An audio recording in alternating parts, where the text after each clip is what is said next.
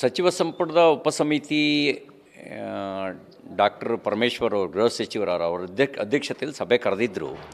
ನಾವು ಹೋಗಿದ್ವಿ. ನಾವು ಭಾಳ ಸ್ಪಷ್ಟವಾಗಿ ಹೇಳಿದ್ದೀವಿ, ನಿಮಗೆ ವಿವಾದವನ್ನು ಶಾಶ್ವತವಾಗಿ ಬಗೆಹರಿಸಬೇಕು ಅಂತಂದರೆ ಕಂದಾಯದ ದಾಖಲೆ ಮತ್ತು ಮುಜರಾಯಿ ಇಲಾಖೆ ದಾಖಲೆಗಳನ್ನು ಪರಿಶೀಲನೆ ಮಾಡಿ.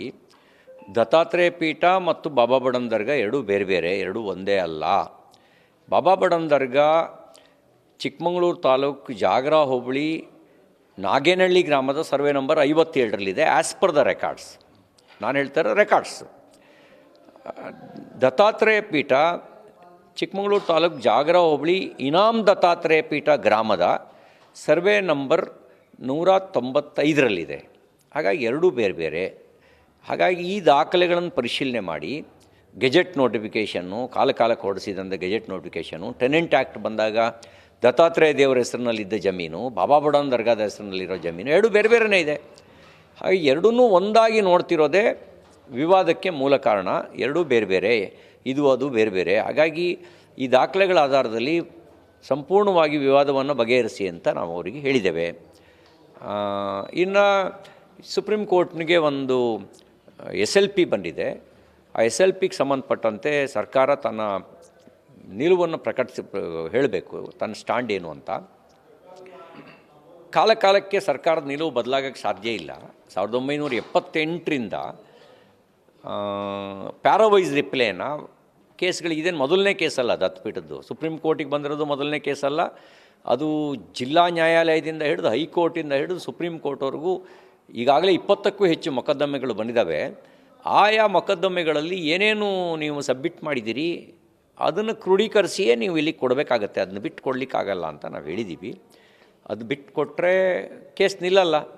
4 ದಿನ ಜಾಸ್ತಿ ನಡೀಬೋದು, ಆದರೆ ಕೇಸ್ ನಿಲ್ಲಕ್ಕೆ ಸಾಧ್ಯ ಇಲ್ಲ. ಅದನ್ನು ನಾವು ಅವ್ರಿಗೆ ಗಮನಕ್ಕೆ ತಂದಿದ್ದೇವೆ. ನನಗೆ ಇವರ ತುಷ್ಟೀಕರಣ ನೀತಿ ಅನುಮಾನವನ್ನು ಹುಟ್ಟಿಸುತ್ತೆ. ಯಾವಾಗಲೂ ಇವರು ತುಷ್ಟೀಕರಣ ನೀತಿಯನ್ನೇ ಅನುಸರಿಸ್ತಾ ಬಂದಿದ್ದಾರೆ. ಇಷ್ಟರ ಮೇಲೂ ಕೂಡ ಅನ್ಯಾಯ ಮಾಡಿದ್ರೆ ವ್ಯತಿರಿಕ್ತವಾಗಿ ಕೊಟ್ಟರೆ ಅದು ಕೋರ್ಟಲ್ಲಿ ನಿಲ್ಲಲ್ಲ. 20 ಕೇಸ್ ಗೆದ್ದಿದ್ದೀವಿ, 21ನೇ ಕೇಸು ಗೆಲ್ತೀವಿ, ವಿಶ್ವಾಸ ಇದೆ. ಸರ್, ಉದಯಗಿರಿ ಕೇಸ್ ಸಂಬಂಧಪಟ್ಟಂಗೆ ಸಾಕಷ್ಟು ಜನ ಒಬ್ಬ ಎಸ್ಕೇಪ್ ಆಗಿದ್ದಾನೆ. ಯಾರು ಮೌಲ್ವಿ ಮಿಸ್ಟರ್ ಲಕ್ಷ್ಮಣ್ KPCC ವಕ್ತಾರ ಆತನ ಆರೋಪ ಮಾಡ್ದ. RSSನವ್ರು ವೇಷ ಬದಲಾಯಿಸ್ಕೊಂಡು ಬಂದಿದ್ದಾರೆ, ನಮ್ಗೆ ಇನ್ಫಾರ್ಮೇಷನ್ ಬಂದಿದೆ ಅಂತ ಹೇಳ್ದ.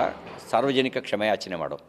ನಿನಗೆ ಸಾರ್ವಜನಿಕ ಬದ್ಧತೆ ಇದ್ದರೆ, ಸಾರ್ವಜನಿಕ ಮೌಲ್ಯಗಳಿದ್ದರೆ, ನೈತಿಕತೆ ಇದ್ದರೆ, ಆರೋಪ ಮಾಡಿದ್ದಕ್ಕೆ ಒಂದು ದೇಶಭಕ್ತ ಸಂಘಟನೆ ಮೇಲೆ ಆರೋಪ ಮಾಡಿದ್ದ ಕಾರಣಕ್ಕೆ ಸಾರ್ವಜನಿಕ ಕ್ಷಮೆಯಾಚನೆ ಮಾಡಬೇಕು. ಇಲ್ಲದೇ ಇದ್ದರೆ ಇಂಥ ಸುಳ್ಳು ಹೇಳೋರನ್ನ ಬೆಳೆಸ್ತಾ ಇದ್ದೀರಿ ಅನ್ನೋದು ಅಪಕೀರ್ತಿ ಕಾಂಗ್ರೆಸ್ಸಿಗೂ ಬರುತ್ತೆ. ಅವ್ರನ್ನ ವಜಾ ಮಾಡಿ, ಅವ್ರು ಕ್ಷಮೆಯಾಚನೆ ಮಾಡದೇ ಇದ್ದರೆ ಅವ್ರನ್ನ ವಜಾ ಮಾಡಿ ಅಂತ ನಾನು ಆಗ್ರಹಿಸ್ತೇನೆ. ಮತ್ತು ಪ್ರಿಯಾಂಕ್ ಖರ್ಗೆ ಅವರೇ, ನೀವು ಒಂದು ಏನದು ಲೈವ್ ಎಂಥದೋ ಒಂದು ಒಂದು ಸಂಸ್ಥೆ ಮಾಡ್ಕೊಂಡಿದ್ದಾರಲ್ಲ, ಸುಳ್ಳು ಪತ್ತೆ ಸುಳ್ಳು ಪತ್ತೆ ಮಾಡೋದಕ್ಕೆ ಒಂದು ಫ್ಯಾಕ್ಟ್ ಚೆಕ್ ಕಮಿಟಿ. ನಿಮ್ಮ ಫ್ಯಾಕ್ಟ್ ಚೆಕ್ ಕಮಿಟಿ ಬದುಕಿದೆಯೋ ಸತ್ತಿದೆಯೋ? ನಿಮ್ಮ KPCC ವಕ್ತಾರ ಹೇಳಿದ ಸ್ಟೇಟ್ಮೆಂಟ್ನಲ್ಲಿ ಫ್ಯಾಕ್ಟ್ಸ್ ಎಷ್ಟು, ಸುಳ್ಳೆಷ್ಟು ನೀವು ರಿಪೋರ್ಟ್ ಮಾಡಿ, ಸೋಮೋಟೋ ಕೇಸ್ ರಿಜಿಸ್ಟರ್ ಮಾಡಿ. ಯಾಕೆಂದರೆ ಸುಳ್ಳು ಆರೋಪ ಮಾಡಿದ ಕಾರಣಕ್ಕೆ ತಪ್ಪು ದಾರಿಗೆ, ಇಡೀ ತನಿಖೆಯ ದಿಕ್ಕನ್ನೇ ತಪ್ಪು ದಾರಿಗೆ ಎಳೆಯೋ ಪ್ರಯತ್ನ ಮಾಡಿದ್ದಕ್ಕೆ ಅವ್ರ ಮೇಲೆ ಕ್ರಮ ಆಗಬೇಕು, ಕೇಸ್ ರಿಜಿಸ್ಟರ್ ಮಾಡಬೇಕು. ಮತ್ತು ಮಿಸ್ಟರ್ ಲಕ್ಷ್ಮಣ್, ಈಗ ಯಾರ್ಯಾರು ಅರೆಸ್ಟ್ ಆಗಿದ್ದಾರಲ್ಲ, they are not RSS swayam ಸೇವಕಾಸ್. ಅವ್ರು ಯಾರೂ RSS ಸ್ವಯಂ ಸೇವಕರಲ್ಲ. ಆ ಮೌಲ್ವಿ ಇರ್ಬೋದು, ಇವರಿರ್ಬೋದು, ಯಾರೂ ಸ್ವಯಂ ಸೇವಕರಲ್ಲ. ನಾವು ಯೋಚನೆ ಮಾಡಬೇಕಾಗಿರೋದು, ಯಾಕೆ ಕೆರಳ್ತಾರೆ ಅಂದರೆ, ಇವರಿಗೆ ಆ ರೀತಿಯ ಕಲ್ಲಲ್ಲಿ ಹೊಡೆಯುವ, ಬೆಂಕಿ ಹಾಕುವ ಶಿಕ್ಷಣವನ್ನೇ ಮದ್ರಸಾಗಳಲ್ಲಿ ಕೊಡ್ತಾರಾ? ಎಲ್ಲಿಂದ ಶಿಕ್ಷಣ ಸಿಗುತ್ತೆ ಇವರಿಗೆ? DJ ಹಳ್ಳಿ, KJ ಹಳ್ಳಿಲಿ ಮಾಡಿದ್ದನ್ನು, ಹುಬ್ಳಿಲಿ ಮಾಡಿದ್ದನ್ನು ಉದಯಗಿರಿಲೂ ಮಾಡಬೇಕು.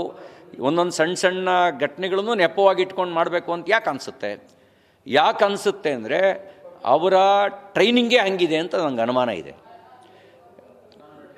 ಜನಸಂಖ್ಯೆ ಕಡಿಮೆ ಇದ್ದಾಗ ಕಲ್ಲು ಹೊಡಿಯೋದು, ಬೆಂಕಿ ಹಾಕೋದು, ಜನಸಂಖ್ಯೆ ಜಾಸ್ತಿ ಇದ್ದಾಗ ಜೀವಂತವಾಗಿ ಕೊಲ್ಲೋದು, ಬಾಂಬ್ ಹಾಕೋದು, ಇದೇ ಟ್ರೈನಿಂಗ್ ಕೊಡ್ತಾರೆ ಅಂತ ಅನಿಸುತ್ತೆ. ಎಲ್ಲ ಅನ್ಯಮತೀಯರೆಲ್ಲ ಖಾಲಿಯಾದ ನಂತರ ತಮಗೆ ತಾವೇ ಹೊಡ್ಕೊಳ್ಳೋದು, ತಮಗೆ ಬಾಂಬ್ ಹಾಕೊಳ್ಳೋದು. ಇದೇ ಅವರ ಮನಸ್ಥಿತಿ ಅನ್ನೋದನ್ನು ಎತ್ತಿ ತೋರಿಸುತ್ತೆ.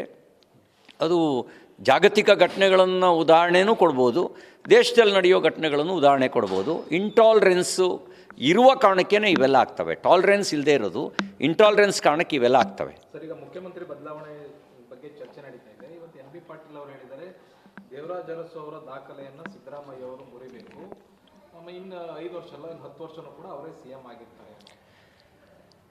ನೋಡಿ, ಅವ್ರ ಪಾರ್ಟಿ ವಿಚಾರ, ನಾನು ಅದಕ್ಕೆ ಕಾಮೆಂಟ್ಸ್ ಮಾಡೋಕ್ಕೆ ಹೋಗಲ್ಲ. 10 ವರ್ಷ ಇರ್ತಾರೋ 20 ವರ್ಷ ಇರ್ತಾರೋ ನಾವು ಯಾರು ಪ್ರಶ್ನೆ ಎತ್ತಾ ಇಲ್ಲ. ಎತ್ತುತ್ತಾ ಇರೋದೇ ಅವ್ರ ಪಾರ್ಟಿ ಒಳಗೆ. ಇವತ್ತು ರಾಜೀನಾಮೆ, ನಾಳೆ ರಾಜೀನಾಮೆ, ನಾನು ಮುಖ್ಯಮಂತ್ರಿ ಅಂಥೇಳಿ ಮುಖ್ಯಮಂತ್ರಿಗೆ ಕುರ್ಚಿಯಲ್ಲಿ ಕೂತ್ಕೊಂಡು ಕಾಂಪಿಟೇಷನ್ ನಡೆಸ್ತಿರೋದೇ ಅವ್ರ ಪಾರ್ಟಿಯವರು. ಮುಖ್ಯಮಂತ್ರಿ ಇರೋ ಸಭೆಯಲ್ಲಿ ಮುಂದಿನ ಮುಖ್ಯಮಂತ್ರಿ ಅಂತ ಘೋಷಣೆ ಕೂಗಿಸಿ ಹಾಲಿ ಮುಖ್ಯಮಂತ್ರಿಗೆ ಅಪಮಾನ ಮಾಡ್ತಿರುವ ಕೆಲಸನೂ ಅವ್ರ ಪಾರ್ಟಿಯವರೇ ಮಾಡ್ತಿರೋದು. ಅದು ಒಂದಂತೂ ನಿಜ, ದಾಖಲೆ ದೇವರಾಜ ಅರಸು ದಾಖಲೆ ಮುರಿತಾರೋ ಬಿಡ್ತಾರೋ ನಂಗೆ ಗೊತ್ತಿಲ್ಲ. ಭ್ರಷ್ಟಾಚಾರದಲ್ಲಂತೂ ಈ ಸರ್ಕಾರ ದಾಖಲೆ ಮಾಡಿದೆ, ಬೆಲೆ ಏರಿಕೆಯಲ್ಲಿ ದಾಖಲೆ ಮಾಡಿದೆ. 16 ವಿವಿಧ ಬಗೆಯ ಅಗತ್ಯ ವಸ್ತುಗಳ ಬೆಲೆ ಏರಿಕೆಯನ್ನು ಮಾಡಿದ್ದಾರೆ. ಸ್ಟಾಂಪ್ ಡ್ಯೂಟಿಯಿಂದ ಮೊದಲುಗೊಂಡು, ಎಲೆಕ್ಟ್ರಿಸಿಟಿಯಿಂದ ಮೊದಲುಗೊಂಡು, ಬಸ್ ದರದಿಂದ ಮೊದಲುಗೊಂಡು, ನೀರಿನ ದರ ಏರಿಕೆಯಿಂದ ಮೊದಲುಗೊಂಡು, ಹಾಲಿನ ದರ ಏರಿಕೆಯಿಂದ ಮೊದಲುಗೊಂಡು 16 ವಿವಿಧ ಬಗೆಯ ದರಗಳ ಏರಿಕೆಯನ್ನು ಈ ಸರ್ಕಾರ ಬಂದ ಮೇಲೆ ಮಾಡಿದ್ದಾರೆ. ಇದು ಬೆಲೆ ಏರಿಕೆಯಲ್ಲಿ ಮಾಡಿರುವ ಒಂದು ದಾಖಲೆ. ಭ್ರಷ್ಟಾಚಾರದಲ್ಲಿ ಒಂದು ದಾಖಲೆ. ಬೆಂಗಳೂರಿನಲ್ಲಿ ಯಾರೂ ಪ್ಲಾನ್ ಸ್ಯಾಂಕ್ಷನಿಗೆ ಅಡಿಗೆ ₹100 ಕೊಡಬೇಕಾದ ಪರಿಸ್ಥಿತಿ ಬಂದಿರಲಿಲ್ಲ. ಈ ಕಾಂಗ್ರೆಸ್ ಸರ್ಕಾರ ಈಗ ಸಿದ್ದರಾಮಯ್ಯನವ್ರ ನೇತೃತ್ವದಲ್ಲಿ 2ನೇ ಬಾರಿ ಬಂದ ಮೇಲೆ ಅಡಿಗೆ ₹100 ಪ್ಲಾನ್ ಸ್ಯಾಂಕ್ಷನಿಗೆ ಕೊಡಬೇಕು. ₹100 ಶಾಪ ಆಗ್ತಾಯಿದ್ದಾರೆ ಜನ.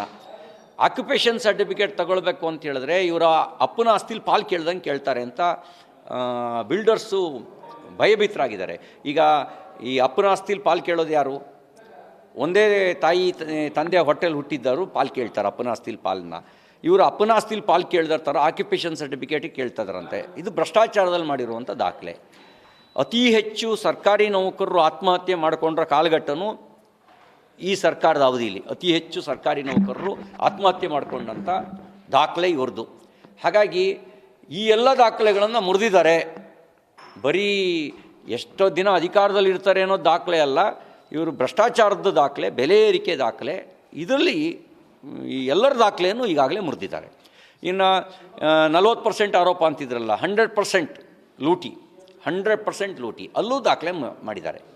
ಸರ್, ಈಗ ನಿಮ್ಮ ಪಕ್ಷದಲ್ಲೂ ಕೂಡ ಬಂಡಾಯ ತಾರಕಕ್ಕೆ ಇರ್ತಾ ಇದೆ ರಾಜ್ಯಾಧ್ಯಕ್ಷರ ಬದಲಾವಣೆ ವಿಚಾರದಲ್ಲಿ. ಈಗ ಯತ್ನಾಳ್ ಅವರು ಕಳೆದ ವಾರದ ಬಂದು ಇಲ್ಲೆಲ್ಲ MP ಗಳನ್ನು ಬೇರೆ ಬೇರೆ ನಾಯಕರನ್ನೆಲ್ಲ ಭೇಟಿಯಾಗಿ ಹೋಗಿದ್ದಾರೆ. ಇದು ಅವ್ರಿಗೆ ನೋಟಿಸ್ ಕೂಡ ಈಗ ಇಶ್ಯೂ ಆಗಿದೆ. ಇವತ್ತು ಲಾಸ್ಟ್ ಡೇಟ್ ಅವ್ರ ಉತ್ತರ ಕೊಡಿ. ನಾನು ಒಂದು ಲಕ್ಷ್ಮಣ ರೇಖೆ ಹಾಕ್ಕೊಂಡಿದ್ದೀನಿ. ಪಕ್ಷದ ಆಂತರಿಕ ವಿಷಯಗಳಿಗೆ ವಿದ್ಯಮಾನಕ್ಕೆ ಸಂಬಂಧಪಟ್ಟಂತೆ ಪ್ರತಿಕ್ರಿಯಿಸೋದಿಲ್ಲ. ಎಲ್ಲವೂ ಕೂಡ ಕಾಲ ನಿರ್ಣಯ ಮಾಡುತ್ತೆ, ಅಷ್ಟೇ ಹೇಳಬಲ್ಲೆ.